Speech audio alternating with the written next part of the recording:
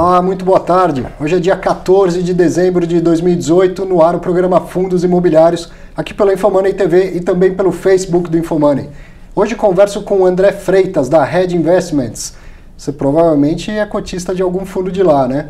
Vamos falar sobre o HGBS, sobre os FOFs e principalmente sobre as estratégias e a visão do André Freitas, que é um grande estrategista, um grande conhecedor do mercado de fundo imobiliário.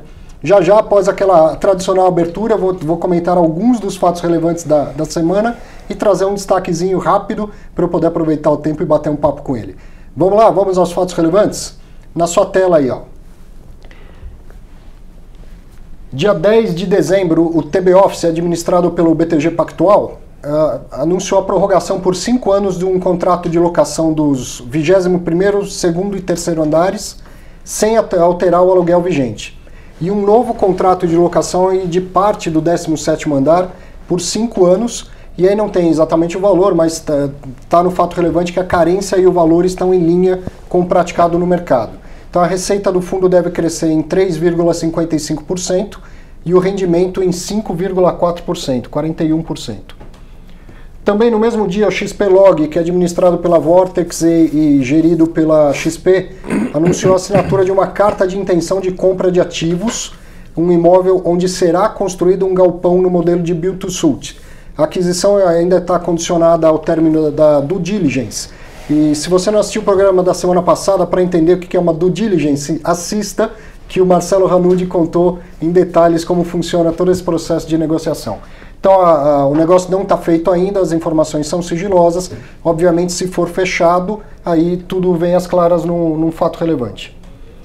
Dia 11/12, o Fundo Imobiliário The One, administrado pela Rio Bravo Investimentos, dois temas diferentes. Rescisão de contrato de locação do conjunto 73 e 74 e, ao mesmo tempo, uma nova locação desses mesmos conjuntos. Sai a locatária Aditus, entra a Goiás Minas, indústria de laticínios. O resultado do fundo não muda, já que os valores devem estar bem em linha entre o contrato que terminou e o que inicia. E outro dizendo que a locadora dos conjuntos 71 e 72 anunciou que pretende reincidir o contrato antecipadamente. Esse aviso prévio vai até dia 10 de junho do ano que vem. Então a distribuição pode cair em 10 centavos no segundo semestre de 2019 em função dessa desocupação. Edifício Galeria, administrado pelo BTG Pactual. Esse é aquele fato relevante que eu já dei Ctrl+C, Ctrl+V várias vezes e só atualizo o valor. O fundo recebeu agora R$ 148.384 da Secretaria do Estado de Cultura, que estava com vencimentos de aluguéis atrasados. E já ao longo desse ano o fundo conseguiu receber várias vezes em parcelas esses aluguéis. Então isso vai gerar um impacto positivo no rendimento de 12,9% e esse valor vai ser distribuído ao longo do segundo semestre, que praticamente está no fim. Muito bem, eram esses os fatos relevantes. Fundos imobiliários pelo mundo. Está chegando ao fim, hein? Ano que vem já pensei aqui numa outra série para trazer. Olha lá, na Malásia também tem fundo imobiliário. Também se chama REITs, foram criados lá em 2005. São 18 fundos no mercado, uma capitalização de mercado de 9 bi e 100 euros. E aí tem na sua tela os 3 principais. É um mercado menor, né? Menor que o nosso. Tem aí os 3 principais fundos imobiliários da Malásia. Dá uma olhada neles, dá um Google nesses fundos aí, compara com o que a gente tem. Isso é importante para ver como o fundo imobiliário é um conceito que faz sucesso no mundo inteiro. Guia de investimentos em fundos imobiliários, um e-book gratuito com todo o beabá, toda a parte inicial de fundos imobiliários para você que quer conhecer ou para você que já conhece e distribuir para os seus amigos. Baixe lá, é gratuito. E o curso online Viva de Renda com Fundos Imobiliários, esse eu gravei aqui em parceria com a Infomoney Educação. Você comprando tem 12 meses de acesso e o curso vai ter mais ou menos 9 horas de duração. Então você tem um ano para fazer esse curso do jeito que quiser, quantas vezes quiser, assiste as aulas várias vezes e tendo qualquer dúvida, basta mandar a sua dúvida aí por escrito que eu mesmo respondo. E respondo com frequência, viu? Todo dia eu dou uma olhada lá para ver se tem alguma coisa. Por fim, ó, manda um recadinho para mim, vamos bater um papo, você me encontra pelas redes sociais. Quero saber a sua opinião sobre o programa de hoje com o André Freitas. E agora eu quero saber a opinião do André Freitas sobre muitas coisas que a gente vai tratar nesse programa. André, obrigado por estar aqui mais uma vez. Esse ano não tinha vindo ainda, né? Não, esse ano não. Eu que agradeço aqui o convite, é sempre um prazer estar aqui com você. Não pode passar um ano sem vir no programa Fundos Imobiliários. E um ano que passou com muito trabalho, né? A Red virou de ponta cabeça lá, né? Foi com a empresa nova, né? Então, empresa nova, você tem muito trabalho para colocar ela em pleno funcionamento, né? A gente passou a ser administrador dos próprios fundos, a gente já estava desde janeiro de 2017 com um pedido. A gente comprou uma distribuidora de títulos de valores imobiliários e tinha o pedido no Banco Central e na CVM para ser administradores de fundos. Isso saiu em maio, quer dizer, então foi bastante corrido, porque você tem que atender os reguladores e estruturar a empresa, é sempre um pouco mais corrido, né? Então você não tem que estar só preocupado ali com a gestão, agora também a gente faz a administração dos nossos fundos. Então, quando você veio aqui em 2017, tinha lá a gestão de 3 ou 4 fundos. E hoje tem 9 fundos imobiliários na casa, fora alguns FIPs e multimercado também, né? Não, a gente tem um multimercado, tem 9 fundos imobiliários e a gente tem algumas carteiras administradas, que seguem a carteira dos fundos imobiliários, dos fundos imobiliários, né? Que ou são investidores institucionais ou são investidores que querem aplicar mais na estratégia, mas não querem passar dos 10% do fundo para não perder a isenção. Então você acaba fazendo uma carteira espelho para ele. Interessante. Bom, e essa composição atual dos fundos da Red está bastante concentrada em shoppings. Isso é pontual? Isso é uma estratégia sua em shoppings, está claro. Mas isso é pontual e daqui a pouco vai ter outros fundos lá dentro? E por que hoje você está olhando bastante para o mercado de shopping center? Olha, basicamente, a estratégia que a gente iniciou a empresa foi a última estratégia que a gente desenvolveu na empresa anterior que nós estávamos, esse grupo de gestão que hoje é sócio da Red Investments, que foi uma estratégia de fundos. Então tem a ver muito com secundário e primário, aonde está a melhor oportunidade. Com esse descolamento que já abordamos aqui, várias pessoas já abordaram, você destacou isso muitas vezes, que houve em 14, 15, 16 do mercado primário com o secundário, a gente começou com uma estratégia de fundos para aproveitar essa oportunidade de desconto sobre o patrimonial que tinha no mercado secundário. Então, fundos e carteiras administradas, essa foi a primeira estratégia. Mas desde o início um fundo de shopping veio com a gente, que é o Atrium Shopping Santo André, né? E depois a gente enxerga hoje, né, que a gente está num momento de recuperação, ou seja, que a indústria tem um grande crescimento pela frente, né? E essa recuperação não vai ser só no mercado imobiliário, ela vai ser na economia como um todo.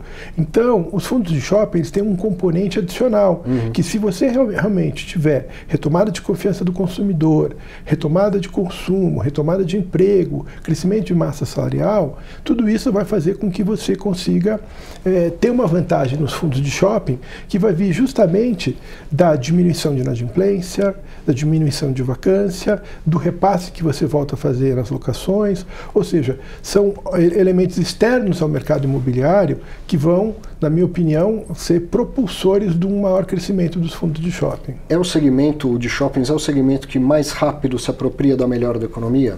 Por causa dos contratos variáveis? Posso afirmar isso? Eu acho que sim. Porque a gente chegou até a esquecer nos últimos anos os contratos variáveis, né? Só ficava no aluguel mínimo, né? E veio o advento do CTO, que é o custo total de ocupação, que não tinha nesse mercado alguns anos atrás, né? E então agora você realmente tem notado um crescimento expressivo. Esse último trimestre ele vai ser muito bom. Tem o número de outubro, que até não foi bom, mas outubro vai ser sempre ruim de agora em diante, né? Por causa da Black Friday. Por causa da Black Friday. A pessoa que vai comprar uma televisão em outubro, ela fala, pô, se eu esperar mais 3 semanas, eu vou comprar com desconto, eu vou esperar novembro. Então, a gente vai ter que sempre olhar outubro. Agora criou-se uma sazonalidade, somado com novembro. Mas mesmo assim, outubro contra outubro de 17, deu 2% de crescimento quase, deu 1,9% no varejo. Então, eu acho que a gente vai ter um último trimestre do ano muito forte no varejo e o resultado dos shoppings e dos fundos de shopping vai começar a apontar isso. O HGBS, que é o maior fundo da carteira, dos fundos de shoppings, é o maior fundo da Red, né?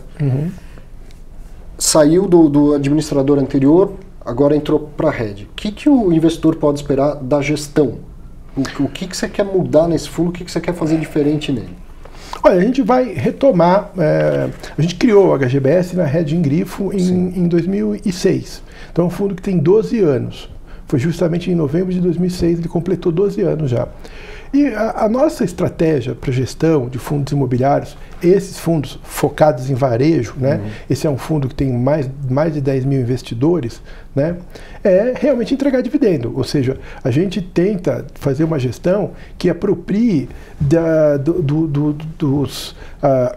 das características que o fundo imobiliário tem como veículo de investimento, quais sejam a ausência de tributação no ganho de capital dentro do portfólio do fundo, né? Então, se você compra e vende um shopping dentro do portfólio do fundo e tem resultado, você não tributa esse ganho de capital, não é?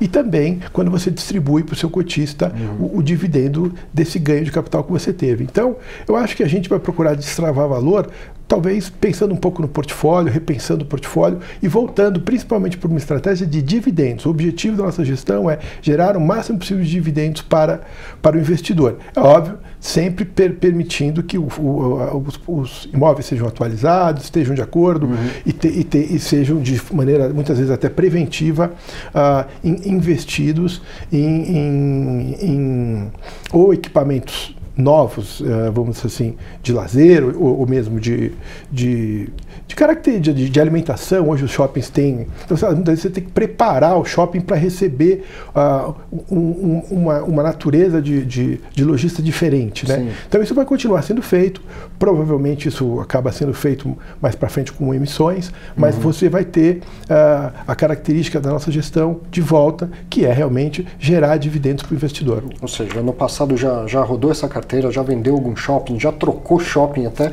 Exato. É provável que você volte a procurar oportunidades de vender um shopping por outro na carteira. Eu acho que sempre que a gente tiver uma oportunidade de investimento num shopping que fizer sentido, a gente vai analisar. E sempre que a gente achar que a gente pode...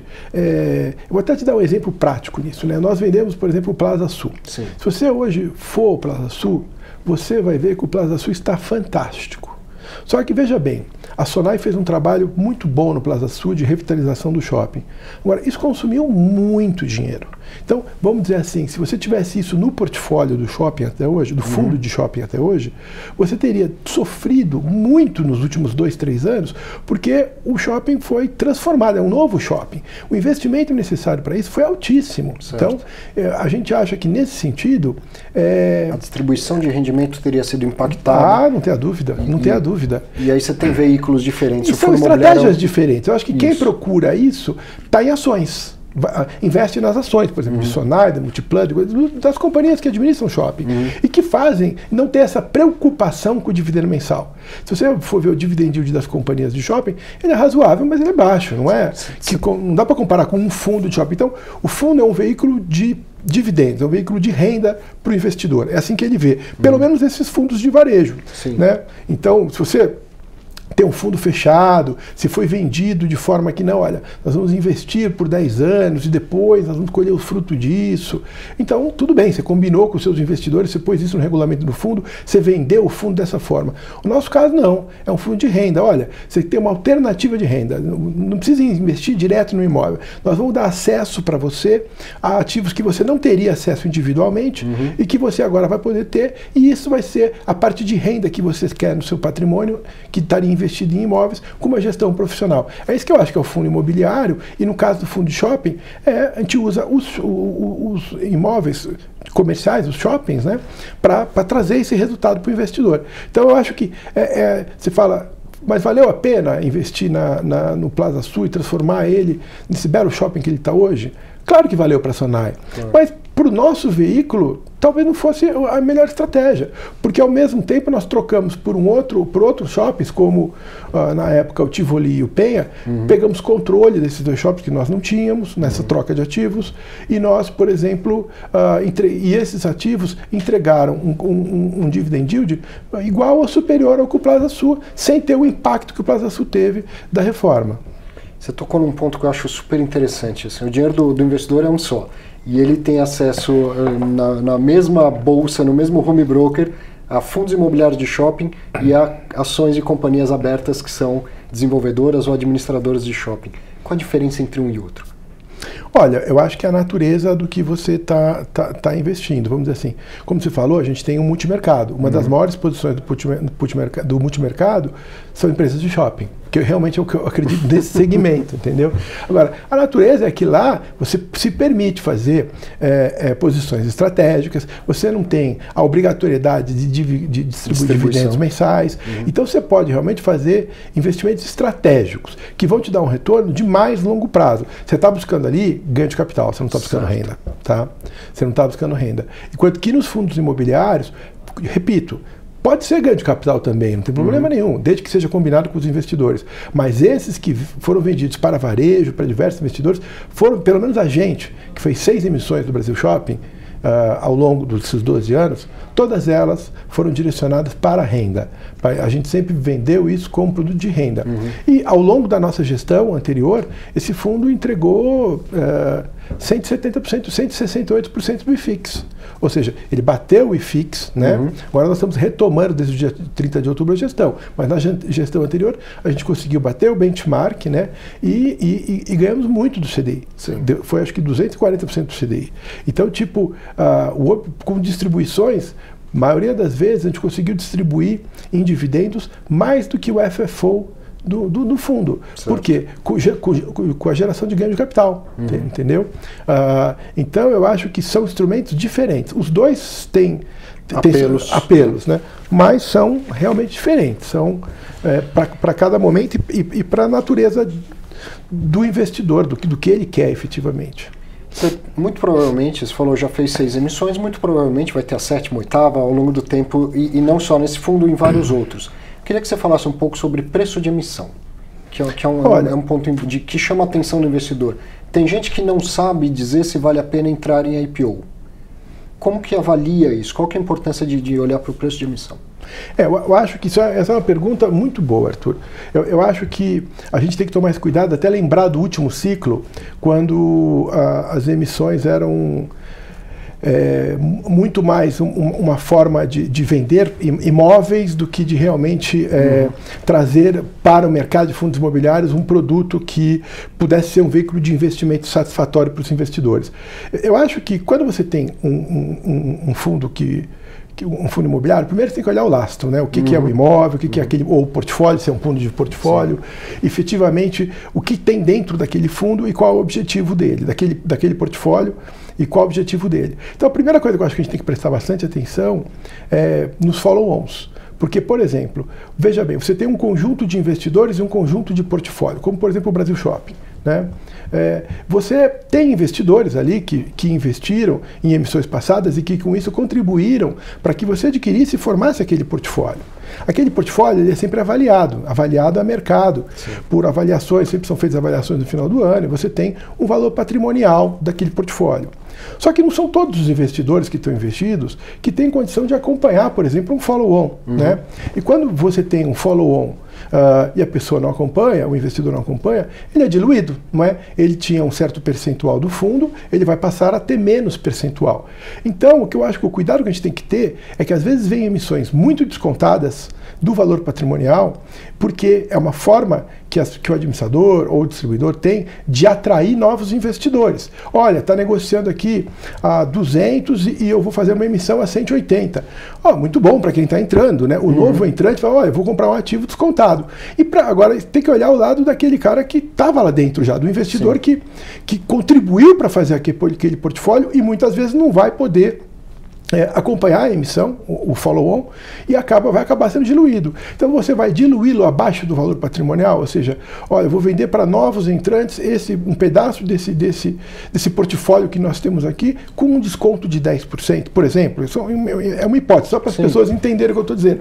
Então, muitas vezes, isso não é o melhor para o investidor. Eu acho que as assembleias, elas têm que prestar muita atenção nisso. Opa, tem um desconto grande do patrimonial? Por que tem? Será que isso é bom para mim, investidor? E a pessoa tem que ir lá e se manifestar se não for bom para ela. Então eu acho que é um ponto de atração, porque a atração do produto natural é quando ela está realmente no patrimonial, ou quando no mercado ela passa a negociar acima do patrimonial. Você fala assim, olha, Porque isso mostra o quê? Que aquele produto é desejado, tem Sim. mais novos investidores procurando aquele produto a ponto de ele passar a ter prêmio no mercado secundário, onde ele negocia as cotas dele. Né? Isso é um indicador do quê? É um indicador de que os investidores estão querendo mais daquele produto. Então, se você tiver condição de não prejudicar os investidores atuais do fundo, trazer uma nova emissão que seja a criativa para o fundo, para o portfólio, que permita que o portfólio entregue o mesmo resultado ou um resultado maior do que aquele que ele já vem entrando, aí é a combinação perfeita. Então, a recomendação que eu faço é tenha cuidado com relação ao preço de emissão. Produtos descontados, às vezes você acha que é um incentivo e não é, muitas vezes, o melhor produto. Se precisa de um incentivo para as pessoas comprarem, já é um problema, né? Quer dizer, eu só vou comprar esse fundo se ele tiver 10% de desconto. Então, quer dizer, você não gosta do preço que ele tem hoje, é isso, né? Então eu acho que isso tem que tomar cuidado. E também traz um investidor que muitas vezes não é o melhor parceiro, que é aquele que flipa. Né? O cara fala assim, eu vou comprar só para ganhar esses 10%. Então você cria um bloqueio na valorização das cotas daí para frente. A gente vê isso muito. Vem um desconto, sai a emissão, vamos dizer, uma emissão, a cota está 100, você faz um follow-on a 90, 10% de desconto. Aí um montão de gente compra a 90, mas vai ficar vendendo a 100, a 98 e tal. Então, muitas vezes, eu acho que a gente tem que entender qual é o principal objetivo nosso quando está investindo, né? E procurar realmente o valor que existe dentro do portfólio. Um portfólio bem precificado e com um valor intrínseco considerado, bem avaliado, ele deve atrair investidor por si só. Ele não precisa de uma emissão com desconto. Aquela história que eu falo, não sei se você concorda, que janela de oportunidade ela é muito boa mesmo para os oportunistas. Perfeito, é isso mesmo. Tem gente que não precisa de janela de oportunidade. É exatamente isso. Queria te perguntar ainda sobre o mercado de shoppings.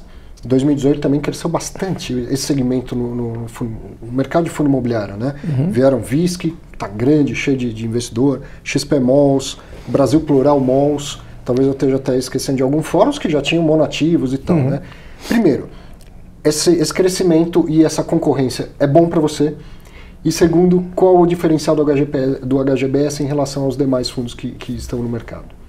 Olha, eu acho que a concorrência, no caso, é boa principalmente para o investidor. Né? A gente costuma pensar muito com cabeça de investidor lá na Red Investments. Então, se você ter alternativas, poder comparar produtos, é a melhor coisa, né? Para o investidor. E além disso, o que acontece? Quando você tem um segmento já se destacando, com 4, 5, 6 produtos novos, multiportfólio, mais antigos, enfim, você está formando o quê? Trazendo as empresas de research para analisar, para dar uma opinião, e você está aculturando o público investidor a investir no segmento de shopping via fundo imobiliário. Então isso é muito positivo, porque cada emissão, cada oferta, cada novo fundo vai ter a sua carta mensal, vai ter a sua presença de mercado, vai ter notícias que você vai ler aqui todas as semanas, quando você falar dos fatos relevantes. Então o investidor vai se acostumando cada vez mais a, olha, tem um segmento de fundos de shopping. Olha como é bom isso, comparar com as ações, como você falou, e vai. Então, para mim é muito positivo isso, porque dá um certo destaque para esse segmento específico dentro dos fundos imobiliários. Com relação ao diferencial que possa haver entre o Brasil Shopping e os outros fundos de shopping que existem no mercado, tem alguns que são multiportfólio, né, que você citou. Eu acho que a gente tem uma estratégia de portfólio bem estabelecida, ou seja, ela é diversificada do ponto de vista de região, do ponto de vista de classe social que esses shoppings atingem. Tem shoppings que atingem mais a classe A, outros mais a classe B, outros mais a classe C. E você tem uma diversificação, então, de idade. Você tem shoppings que têm 5 anos, shoppings que têm 10 anos, shoppings que têm 30 anos. Então, eu acho que você tem bastante diversificação na maturidade das propriedades e dos empreendimentos, na geografia deles e na classe social que eles atendem. Então, essa diversificação torna o portfólio mais resiliente, mais seguro. Então, isso é bom. Você também tem 12 anos de histórico. Com 12 anos de histórico, sem dúvida você pode comparar. Você pode fazer, se você fizer uma pesquisa bem feita, e aí eu aconselho que procure profissionais que vão te orientar nessa pesquisa, porque hoje tem profissionais muito bons fazendo research para esse mercado. você vai poder entender aonde o gestor errou, aonde ele acertou, qual foi a condução dele. Então, te dá mais subsídios para você fazer o seu investimento. Então, eu acho que os shoppings do nosso portfólio são shoppings testados. Nós, embora tenhamos essa diversificação geográfica, temos também uma presença muito forte em São Paulo. São Paulo é mais do que 70% do portfólio, em termos aí já não de número de shoppings, mas em termos de importância deles, né? Em peso relativo dentro do portfólio, né? Interior e capital, né? Interior e capital. Então eu acho que essas características são as principais que eu acho que destacam quando comparado com outros: resiliência, histórico e diversificação. Muito bom. A gente já vai falar de FOFs, que é outra parte importante lá. Mas antes eu queria saber se você tem planos de montar um fundo de logística, um fundo de lajes corporativas, enfim, de outros segmentos, até algum que você não tenha operado ainda. Não, olha, nós que estamos nesse mercado de fundos imobiliários, vamos dizer assim, é óbvio que a gente olha para todos os segmentos e vê como transformar aquele produto ou aquele imóvel num fundo imobiliário, né? Então a gente tem sim, a gente está olhando para isso, a gente ainda não tem nada para vir a mercado, para anunciar, mas a gente está olhando diversos segmentos, alguns até ainda não explorados pela indústria de fundos imobiliários, ou pouco explorados, mais ligados à tradição que nós temos como empresa dentro da Hedge Investments de serem. Eu comecei a minha vida na Hedging, que era uma corretora de commodities, né? E o multimercado que a gente tem lá é um multimercado que tem uma pegada de investir em commodities. Então, talvez começando a olhar para os dois mundos, o real estate e a commodities, como é que eles vão se juntando, entendeu? Sim. Então eu acho que isso aí, você que mostra sempre os fundos imobiliários fora do Brasil, né? No mercado americano, que é muito sofisticado, é o mais sofisticado do mundo, né? Você tem uma diversificação incrível de fundos imobiliários. E lá você tem vários fundos, por exemplo, de farmland, né, de farming, que investem em realmente produção, outros que são de valorização de terra, de agricultura, enfim. Eu acho que a gente está olhando todos os segmentos e assim que a gente sentir uma oportunidade mais madura, a gente vai trazer alguma coisa ao mercado. Que boa notícia, né? Segmentos novos no mercado. Falando de FOF, primeiro, tem 3 FOFs na casa. Se eu tivesse que escolher um, como que eu escolheria? Tem diferença entre as carteiras, entre a gestão deles? Essa é uma dúvida que eu queria trazer. O core das carteiras, ele é um pouco diferente, sim. O core é o mesmo, tem diferenças pontuais. Mas eu explico rapidamente para você, não é difícil de entender. Nós, em 2014, com o mercado super descontado de fundos imobiliários secundários, decidimos vir com uma estratégia de fundos imobiliários. De fundos imobiliários, desculpe. Né? Então, fizemos o primeiro FOF, mas o momento de mercado era difícil, em termos de. Justamente porque estava abrindo esse gap entre o valor patrimonial e o valor de mercado. Né? Então, nós fizemos uma captação em investidores qualificados. Então, o primeiro FOF, a aplicação mínima era R$1 milhão à época. Então, isso fez que nós tivemos um número de investidores reduzidos. E o regulamento do fundo é que é o fundo para investidores qualificados. Né? Isso até mudou, o investidor qualificado hoje tem outra característica do que era naquela época, mas o fundo, então, ficou com isso. O segundo FOF, na verdade, o Top FOF 2, ele era o fundo de fundos da Gávea. Sim. E quando a Gávea se separou do JP Morgan, eles nos ofereceram a oportunidade de fazer a gestão e a administração desse fundo. Nós fomos procurados, então, por eles, que falaram, olha, você já tem um fundo de fundos, a gente tem aqui o nosso, nós estamos com...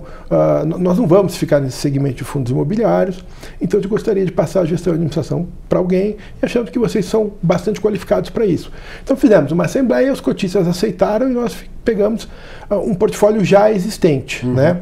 Então, àquela época, esse portfólio, como já falei aqui, o mercado não estava bom naquela época, então tinha um prejuízo acumulado grande no portfólio.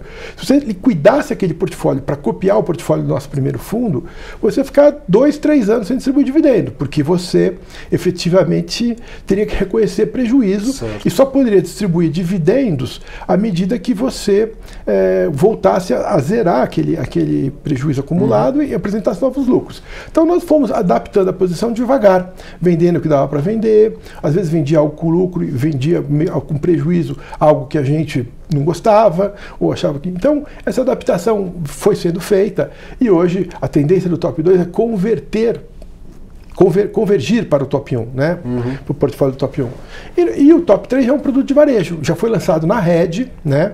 Então, já na Red Investments, foi no começo desse ano, é um produto de varejo e é um produto que tem as características que você, muitas vezes, de momento, você já pegou fundos novos que entraram, né? Ou participou de emissões novas que, às vezes, os outros fundos não puderam participar porque não tinham caixa livre para tanto, né? Então, ele já nasce com uma visão mais atual. Então, eu diria para você que o top 2 é um fundo que tenta se aproximar dos outros em termos de portfólio, dentro do possível, está quase lá. E os outros são fundos com características diferentes. O top 1 e o top 3, um é para qualificado e o outro é para varejo. Então, mas o core do portfólio, as principais posições, estão presentes nos três. Certo. Eu escolheria por liquidez, poderia ser um critério? O top 3 deve ter mais liquidez do que os outros. O que tem mais liquidez. Ele é maior. Ele foram feitas 2 emissões esse ano, ele tem 220 milhões, algo parecido com isso, 212 milhões, se não me engano. Então ele é maior realmente que os outros dois. Aí, a gente está com o tempo estourado, mas se você permitir, eu vou abusar um pouco e seguir mais uns minutinhos, pode ser? Não, fica à vontade. Porque enquanto a produção permitir, a gente anda mais um pouco. Queria saber ainda sobre os FOFs. Primeiro, de vez em quando eu falo que essa é a oportunidade de contratar um gestor para trabalhar por você. Se eu comprar uma cota de um dos FOFs, eu pus o André Freitas e toda a equipe de gestão para trabalhar por mim. Faz sentido essa forma de pensar, certo? E o quão importante é girar a carteira dentro de um FOF, você gestor, e queria que você ressaltasse essa valia, esse valor que você pode trazer, por exemplo, num IPO. Então, um IPO que talvez eu na física não saiba se é hora de entrar, eu posso deixar essa decisão para o meu FOF? Faz sentido isso? Eu acho que faz todo sentido. E o exemplo que você deu, a forma como você enxerga, é realmente a forma correta de enxergar. Ou seja, você que está tomando seu primeiro contato com fundo imobiliário, ou mesmo que já tenha alguma experiência, você ter uma equipe de gestão trabalhando para você é muito positivo. Seja isso para checar se as suas escolhas estão alinhadas com as escolhas das pessoas que vivem isso 24 horas por dia, né? Ou mesmo para validar alguma tese que você veja, será que é bom entrar no caso de IPO, né, ou não. Então eu acho que os FOFs são uma estratégia muito boa para quem está começando no mercado, se aculturar com fundos imobiliários, tendo acesso a uma equipe de gestão, e também para quem já tem alguma experiência, poder validar as suas escolhas e poder trocar ideias, né, porque você está ali a ter acesso às cartas, as cartas mensais, você realmente, hoje tem uma transparência muito grande, né, nessa apresentação de resultados, então você consegue ter uma troca de ideias próxima com o gestor. Vale também, por exemplo, para as fundações, que agora vão ser obrigadas a investir em imóveis através de fundos imobiliários, né? Então, os investimentos novos, né? Então, eu acho que vale a pena visitar os gestores de fundos, conversar com eles, os gestores acho que vão procurar também as fundações para estar trocando ideias e justificando. A vantagem disso é que você vai ter sempre acesso à justificativa do gestor, porque a fundamentação, né? Por que eu estou comprando isso, por que eu estou liquidando aquilo. E como você falou antes, abordando, eu acho que sim, tem uma dinâmica própria esse mercado, porque ele não é só o mercado imobiliário, ele tem o mercado macroeconômico do lado, né? Então, com esse dinamismo que a Bolsa traz, você muitas vezes ajusta o seu portfólio dentro do mês, procurando o quê? Procurando ter ganho de capital. Às vezes, mais rápido do que você esperava, um ativo que você investiu chega num ponto que você já acha bom desinvestir. Então, você está olhando o dia a dia desse mercado e está atento a essas oportunidades que possam surgir. Às vezes, surgem fatos relevantes, fatos novos, que como já disse aqui, você acompanha muito bem. A gente montou uma posição muito grande no Praça da Moça esse ano em cima disso. Ou seja, foi um leilão em bolsa. Foi feito um leilão para se desfazer do imóvel. Não é? Então estava disponível para o mercado inteiro. Agora, muitas vezes, se você é um investidor individual, você não é um profissional de mercado, você não acompanha isso, né? Ou você só espera a sexta-feira para ver aqui com o Arthur, né? Mas tem fato relevante todo dia, né? Todo dia. Você citou fato relevante do dia 10, que foi segunda-feira, dia 11, dia 12, né? Aquele cara que... Por porque tem outras atividades, não é porque não é culpa dele. Às vezes ele é médico, às vezes ele é um engenheiro, um empresário, um advogado, não sei o que ele é, mas ele não tem a obrigação de estar seguindo o mercado. Nós somos profissionais disso, nós temos a obrigação de estar acompanhando esse dia a dia. Então tem oportunidades que surgem que só aquela pessoa que está acompanhando vai capturar. Ou seja, até o fundo de fundo eu posso considerar praticamente como uma classe, como um segmento, e mesmo numa carteira diversificada que eu quero fazer sozinho, eu podia ter um fundo ou mais fundos de fundos. Eu tenho escritório, eu tenho hospital, eu tenho fundo de fundo também. Até como um farol, né? Um farol para te mostrar para onde que o mercado está indo. Né? Você monta a sua carteira, um investidor que já tem algum tempo investido nisso, com aquelas classes de ativos que mais lhe interessam, que você é mais afeito, que você admira mais, ou que você acredita mais no potencial. Mas tem um pouco de fundo de fundos para ser um farol na sua carteira, porque ele vai te mostrar o quê? Para onde o mercado profissional está enxergando, o que ele está iluminando. Então, é uma dica para você ter um pouco de fundo ao seu lado para estar completando o seu portfólio. Legal. André, minha última pergunta, para não abusar muito nem de você nem da produção. Eu achei que 2018 foi um ano muito bom para fundos imobiliários, embora a rentabilidade do IFIX não tenha sido. Tá, mas o mercado cresceu em investidores, cresceu em número de fundos, em gestores, em segmentos. Eu achei que 2018 foi um ano bom e essas coisas que eu estou dizendo, elas se estendem para 2019, elas são estruturais. Elas preparam o mercado para ser maior em 2019. Então eu queria saber se você concorda com essa visão e o que você está olhando para 2019. E mais um detalhezinho. Em 2019 as LIG vão ser relevantes nos fundos imobiliários? Podem ter uma mudança do perfil dos fundos de papel por causa da letra imobiliária garantida? Olha, eu acho que aumenta, né, a oferta de papéis que podem ser investidos pelos fundos imobiliários. Acho que a LIG é um papel para se acompanhar de perto, mas eu particularmente acredito que pelos fundamentos que você mesmo colocou há pouco, já preparando um terreno para um 2019, vamos lá, taxa de juros ontem bateram um nível mínimo do ano, taxa de juros futuros.